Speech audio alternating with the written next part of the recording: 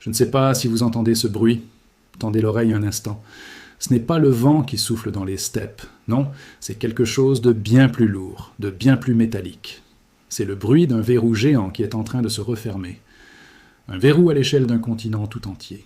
Je me tiens ici, métaphoriquement, à la frontière orientale de l'Europe, là où le ciel est bas et gris, et je peux vous dire que l'atmosphère n'a jamais été aussi électrique, aussi chargée de menaces inexprimées depuis des décennies. Nous ne parlons plus de diplomatie froide ou de désaccords politiques. Non, nous sommes au bord de quelque chose qui ressemble terriblement à un gouffre. Imaginez un instant que vous regardez une carte. Tracez une ligne du nord de la Finlande jusqu'au sud de l'Ukraine. Cette ligne est en train de devenir une cicatrice. La Russie, cette puissance immense, est en train d'être traînée, presque de force, dans un siège sans précédent. L'isolement n'est plus un concept abstrait discuté dans les salons feutrés de Bruxelles. C'est une réalité physique, brutale, qui se matérialise sous nos yeux par du béton, de l'acier et des mines. Les tables diplomatiques, elles n'ont pas juste été quittées, elles ont été renversées avec fracas. Les ponts, ces liens fragiles qui maintenaient encore un semblant de dialogue civil et politique entre le Kremlin et l'Union européenne, sont sur le point de céder. Et quand je dis céder, je veux dire qu'ils vont s'effondrer dans un fracas assourdissant, piégeant des millions de personnes le long de ces frontières glaciales. Mais qu'est-ce qui a bien pu se passer pour que nous en arrivions là ? Quelle est cette crise réelle, viscérale, qui a acculé la Russie dans un coin, au point de rendre Vladimir Poutine et Dimitri Medvedev fous de rage, les poussant à proférer des menaces d'invasion directe contre l'Europe ? Ce n'est pas juste une histoire de sanctions économiques, c'est beaucoup plus intime, c'est personnel. L'Union européenne a mis en œuvre le plan d'isolement le plus radical et le plus frappant de l'histoire moderne contre la Russie. Écoutez bien ce chiffre, car il donne le vertige. Des centaines de milliers de militaires russes, anciens et actifs, sont désormais totalement bannis de l'espace Schengen. On ne parle pas de quelques généraux corrompus. On parle d'une masse humaine. L'Union européenne est en train de sectionner le lien vital entre les soldats de Poutine, leurs proches, et l'Occident. Ce n'est pas une simple interdiction de visa, c'est une amputation. Une décision qui fait descendre un nouveau rideau de fer, non pas en velours, mais en acier trempé, sur le cœur de l'Europe. Et cette fois, la chute est beaucoup plus brutale qu'au XXe siècle. Tout a commencé en Estonie. C'est là que la mèche a été allumée. Ce petit pays balte, qui connaît trop bien le poids de l'histoire russe, a pris une décision qui a envoyé une onde de choc jusqu'à Moscou. 261 soldats russes combattant en Ukraine ont été bannis à vie. À vie. Ce précédent a ouvert les vannes. Maintenant, cette vague se propage comme une traînée de poudre à travers toute l'Europe. La cible n'est pas juste une poignée d'individus, il y a plus de 900 000 soldats russes, qu'ils soient en service actif, démobilisés ou réservistes, qui sont visés. Ajoutez leurs familles, leurs femmes, leurs enfants, et nous parlons de millions de citoyens russes qui se retrouvent, du jour au lendemain, incapables de poser le pied en Europe. Pourquoi une telle mesure ? Ne vous y trompez pas, ce n'est pas seulement punitif. Il y a une stratégie militaire et de renseignement glaciale derrière ce plan d'isolement massif.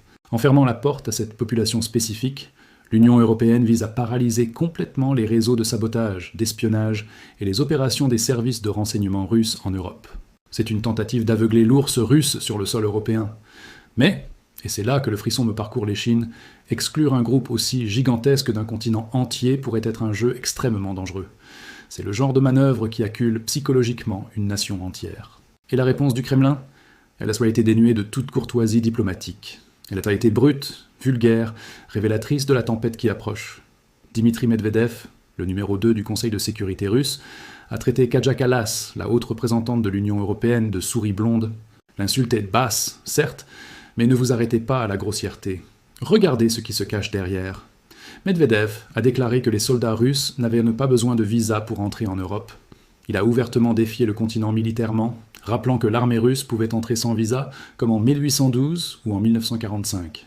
Je veux que vous laissiez cette phrase résonner en vous, comme en 1945. Ce n'est pas une bravade en l'air, c'est la menace explicite d'une invasion prononcée par une puissance nucléaire qui se sent humiliée et exclue du système international. C'est le cri de quelqu'un qui s'apprête à renverser la table parce qu'on ne le laisse plus s'y asseoir. Mais avant de continuer à explorer cette escalade terrifiante, je dois vous poser une question. Avez-vous déjà ressenti ce moment précis où, dans une dispute, les mots ne suffisent plus et où la violence devient la seule issue perçue ? Ce moment où la raison quitte la pièce ? C'est ici que nous devons faire une pause pour comprendre quelque chose de fondamental sur la nature humaine et le pouvoir. Nous avons tendance à croire que la politique internationale est régie par des règles complexes, des traités et une rationalité froide. Mais la vérité, c'est que les nations se comportent souvent comme des individus blessés. L'humiliation est le carburant le plus puissant et le plus volatile qui soit. Quand vous acculez quelqu'un, quand vous lui enlevez ses options, sa dignité perçue et sa liberté de mouvement, vous ne le rendez pas plus docile, vous le transformez. Vous activez un instinct de survie primaire qui ne se soucie plus des conséquences. C'est une leçon que nous oublions souvent dans nos propres vies. La pression extrême sans échappatoire ne crée pas la soumission, elle crée l'explosion. En politique, comme dans la vie, laisser une porte de sortie à son adversaire n'est pas un signe de faiblesse, c'est souvent l'acte stratégique ultime pour éviter le chaos total. La question qui me hante est, avons-nous oublié de laisser cette porte ouverte ? Revenons sur le terrain, car la situation géographique rend cette psychologie encore plus explosive. Regardez la carte avec moi, fixez votre regard sur Kaliningrad. C'est un morceau de Russie, une enclave, coincée comme un poignard dans le flanc de l'Europe, serré entre la Lituanie et la Pologne. Ce n'est pas juste une ville, c'est une gigantesque base militaire où vivent un demi-million de citoyens russes. Avec les restrictions de visa et la fermeture des frontières, Kaliningrad est en train de se transformer en une véritable prison à ciel ouvert. Imaginez vivre là-bas. Chaque seconde qui passe, les connexions avec la mère patrie sont coupées. Vous êtes sur une île de terre entourée d'un océan d'hostilité. C'est précisément là qu'il faut se rappeler l'avertissement glacial de Poutine en décembre dernier. Il a dit, très clairement, que la Russie détruirait toute menace pesant sur la région de Kaliningrad. Il a souligné que de telles actions mèneraient à une escalade sans précédent. C'est le point de non-retour. Imaginez une Russie qui ne peut plus atteindre son propre territoire par des moyens civils. Une Russie dont les soldats et les citoyens sont excommuniés d'Europe. Un tel pays pourrait vouloir ouvrir de force le fameux corridor de Suwalki, cette bande de terre critique entre Kaliningrad et la Biélorussie. Si les chars russes s'élancent là-bas, c'est la guerre directe avec l'OTAN. Et croyez-moi, l'Union européenne et les pays de l'OTAN ne voient pas les menaces de la Russie comme du bluff. Au contraire. Les frontières baltes sont témoins de l'activité militaire la plus vaste et la plus étendue depuis la Seconde Guerre mondiale. La Pologne est le premier pays qui me vient à l'esprit. Varsovie ne dort plus. Le gouvernement polonais est persuadé que le régime de Poutine veut tourner ses chars et ses missiles vers Varsovie après avoir fini avec l'Ukraine. C'est pour cela que la Pologne est passée en alerte militaire maximale. Écoutez ces chiffres, ils sont stupéfiants. La Pologne veut constituer une force de 500 000 soldats d'ici quelques années. 1 demi-million d'hommes et de femmes en armes. C'est titanesque. L'armée polonaise est déjà la 3e plus grande de l'OTAN. Mais Varsovie veut doubler la mise. Ce n'est pas juste une augmentation de budget, c'est une transformation totale de la société polonaise en une forteresse prête à la guerre. Mais les surprises ne s'arrêtent pas là. La Pologne construit une ligne de défense massive de 700 km à la frontière avec la Russie et la Biélorussie. Ils appellent en ça le projet « bouclier oriental ». Ce n'est pas une simple clôture, c'est un investissement de plus de 2,5 milliards de dollars. Imaginez des tranchées anti-chars, des blocs de béton connus sous le nom de dents de dragon, conçus pour empaler les véhicules blindés. Ce type de fortification n'a qu'un seul but. La Pologne ne cherche pas simplement à arrêter une offensive, elle veut canaliser l'ennemi. La doctrine est terrifiante de simplicité. Attirer l'envahisseur dans des corridors étroits, des zones de mort prédéfinies et l'anéantir. C'est un piège mortel à l'échelle d'une frontière nationale. Et voici le détail qui glace le sang. La Pologne s'est officiellement retirée du traité d'Ottawa, interdisant les mines antipersonnelles. Le Premier ministre Donald Tusk a introduit un système qui permettrait de transformer toute la frontière orientale en un champ de mines infranchissable en seulement 48 heures. C'est là que je dois m'arrêter encore une fois. Vous entendez ce silence ? C'est le bruit des idéaux qui meurt. Alors demandez-vous, à quel moment la sécurité justifie-t-elle l'abandon de nos principes les plus sacrés ? Il y a une vérité brutale dans ce qui se passe en Pologne. L'Union européenne, berceau des droits de l'homme, des traités de paix et de l'humanisme, est en train de jeter tout cela par la fenêtre. Pourquoi ? Par instinct de survie. Face à la peur existentielle d'une invasion, les concepts moraux deviennent des luxes que l'on ne peut plus s'offrir. Nous retournons à une doctrine de l'esprit dur, primaire. La peur a cette capacité unique de simplifier le monde. Il y a eux et il y a nous. Et pour que nous survivions, nous sommes prêts à planter des mines qui mutileront indifféremment soldats et civils pendant des décennies. Cela nous force à regarder notre propre reflet. Sommes-nous civilisés par nature ou sommes-nous civilisés simplement parce que nous sommes en sécurité ? La fragilité de nos valeurs morales face à la menace physique est peut-être la révélation la plus inquiétante de cette crise. En remontant vers le nord, la situation n'est pas moins tendue.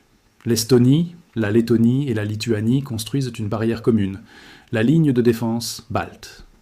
De l'embouchure de la rivière Narva jusqu'à Kaliningrad, c'est une muraille qui s'érige. L'Estonie construit des centaines de bunkers en béton.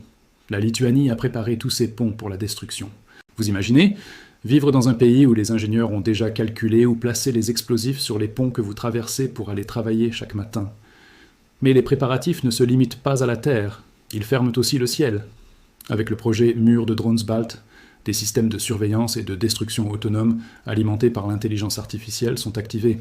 Le but est de paralyser la tactique russe des essaims de drones, cette nuée bon marché et destructrice qui a ravagé l'Ukraine. Et juste derrière ces lignes, à 100 km du front, les chars lourds britanniques Challenger 2 et américains Abrams gardent leurs moteurs allumés. L'OTAN a massé ses armes les plus lourdes. Environ 1250 soldats sont déployés dans les pays baltes, prêts au combat immédiat. Ce n'est pas un exercice. Les chars sont positionnés près du corridor de Narva et du corridor de Suwalki. Ils attendent le premier faux pas. Et la Russie ? Pensez-vous qu'elle reste passive face à ce mur qui s'élève ? Absolument pas. L'armée russe est littéralement en mode attaque. Près de 30 000 soldats, des centaines de chars T-90 et, surtout, des missiles Iskander capables de porter des têtes nucléaires sont en alerte à Kaliningrad. On parle de 50 000 soldats stationnés près de la frontière estonienne et de nouveaux corps d'armée en formation pour dépasser les 100 000 hommes. Les préparatifs de Vladimir Poutine ne sont pas défensifs. Analysons cela froidement. Poutine pourrait vouloir empêcher l'OTAN d'apporter des renforts depuis l'autre côté de l'océan. Son plan pourrait être basé sur une offensive de choc, paralyser les capitales baltes dans les premières 48 heures du conflit, prendre le terrain avant que l'Occident ne puisse réagir. Les deux camps sont là, face à face, comme deux boxeurs poids lourds dans une cabine téléphonique, chacun tenant une grenade dégoupillée. Le risque de franchir une ligne rouge par accident est immense. Alors, projetons-nous un instant dans le futur immédiat. Si le conflit éclate, à quoi cela ressemblera-t-il ? Oubliez les films d'Hollywood. Si la Russie et l'UE entrent en conflit chaud, ce ne sera pas seulement régional. L'économie mondiale s'effondrera en quelques heures. Au point zéro, la Russie pourrait lancer une percée blindée vers Suwalki. L'article 5 de l'OTAN serait déclenché. Des chars allemands et polonais contre des chars russes. Mais la guerre moderne est plus vicieuse. La première frappe de la Russie ne sera probablement pas un missile, mais un virus informatique. Les infrastructures énergétiques, les réseaux de communication, le contrôle aérien, les banques, tout pourrait s'éteindre. L'objectif de Poutine serait de plonger les métropoles européennes, Paris, Berlin, Varsovie, dans le noir total, aveugler les GPS, paralyser les chaînes d'approvisionnement, imaginer l'hiver européen sans électricité, sans Internet, sans possibilité de retirer de l'argent. La faim, le froid et le chaos. Les civils seraient testés non seulement par les bombes, mais par l'effondrement de la société elle-même. Cela m'amène à une réflexion terrifiante sur notre dépendance. Êtes-vous prêt à vivre dans le noir ? C'est ici que réside la véritable fragilité de notre époque. Nous avons construit une civilisation d'une complexité inouïe, mais d'une fragilité absolue. Nous vivons dans une illusion de permanence. Nous pensons que l'eau coulera toujours du robinet et que la lumière s'allumera toujours. Mais tout cela repose sur des fils invisibles, des câbles, des serveurs, des accords tacites de non-agression. La guerre moderne ne vise pas seulement à conquérir un territoire, elle vise à briser la volonté de la population en lui retirant son confort. La stratégie est de transformer le citoyen en victime, non pas par l'épée, mais par le manque. C'est une leçon d'humilité brutale. Notre maîtrise technologique ne nous a pas rendus invulnérables, elle nous a rendus dépendants. Et cette dépendance est la cible parfaite pour un stratège qui n'a plus rien à perdre. Mais l'Union européenne n'est pas aveugle, elle surveille, elle restreint.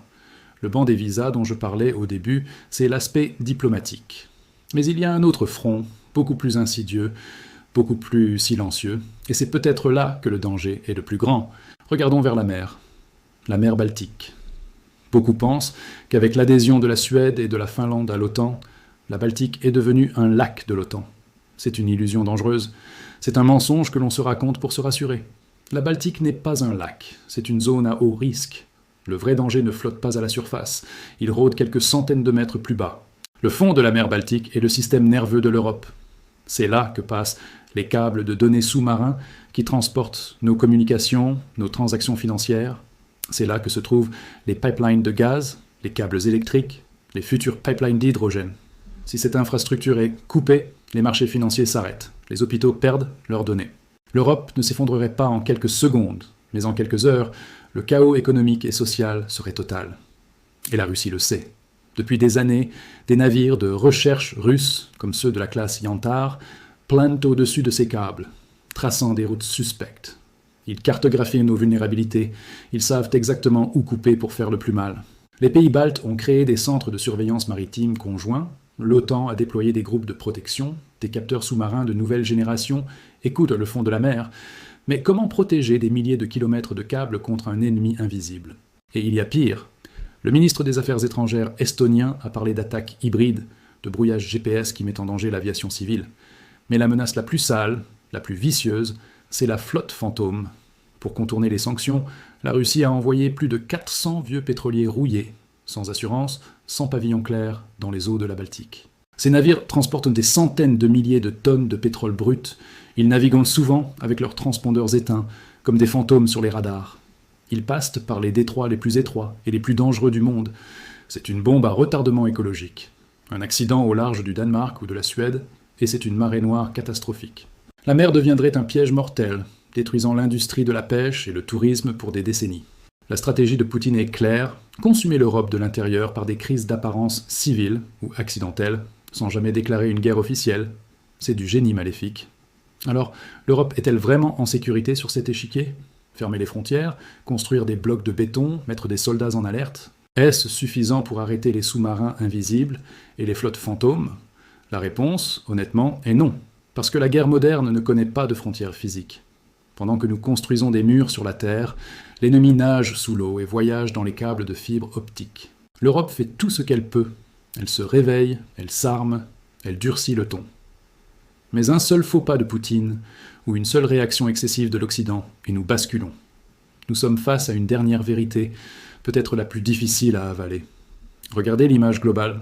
C'est sombre, c'est tendu. Mais qu'est-ce que cela nous dit sur l'avenir ? C'est ici que nous touchons au cœur du problème. L'invisibilité de la menace réelle. Nous passons notre temps à regarder les chars et les missiles, parce qu'ils sont visibles, parce qu'ils sont bruyants. Mais le véritable danger dans notre monde hyper connecté est souvent silencieux. La manipulation, le sabotage, la désinformation, la guerre économique souterraine. Nous sommes obsédés par la grande guerre classique, celle de 1945, alors que nous sommes déjà en train de perdre la guerre de l'ombre. La confiance est le ciment de toute société, et ces tactiques visent à dissoudre ce ciment. Quand vous ne pouvez plus croire vos informations, quand vous craignez que votre électricité coupe à tout moment, quand vous suspectez votre voisin, l'ennemi a déjà gagné une bataille décisive sans tirer un seul coup de feu. La vigilance ne doit pas seulement être militaire, elle doit être mentale. Peut-être qu'un seul mouvement dans les pays baltes semblera inefficace pour arrêter Poutine. Mais l'Europe est en train de se souder comme jamais auparavant. C'est une armée massive qui se forme, non pas par désir de conquête, mais par nécessité absolue. Nous sommes les témoins d'un moment charnière de l'histoire. Les frontières se ferment, les mers se militarisent, et les esprits se préparent au pire. La question n'est plus seulement de savoir si la guerre va éclater, mais comment nous allons vivre dans ce nouveau monde de tensions permanentes, où chaque clic de souris et chaque mouvement de navire peut être le prélude à l'apocalypse. C'est une réflexion lourde, je le sais. Mais il vaut mieux regarder la réalité en face, aussi glaciale soit-elle, que de vivre dans le déni. Ces événements révèlent une constante de la nature humaine. Peu importe le progrès technologique ou diplomatique, la soif de domination et la peur de l'anéantissement restent les deux moteurs les plus puissants de l'histoire. Nous pensions avoir dépassé l'ère des tranchées et des barbelés, mais il semble que l'histoire ne soit pas une ligne droite vers le progrès, mais un cercle. Et nous sommes peut-être en train de revenir au point de départ, seulement cette fois, les armes sont infiniment plus destructrices. Qu'en pensez-vous ? Quelle dynamique pourrait encore changer dans ce bras de fer mortel entre l'UE et la Russie ? Le monde est en train de changer sous nos pieds. Restez vigilants.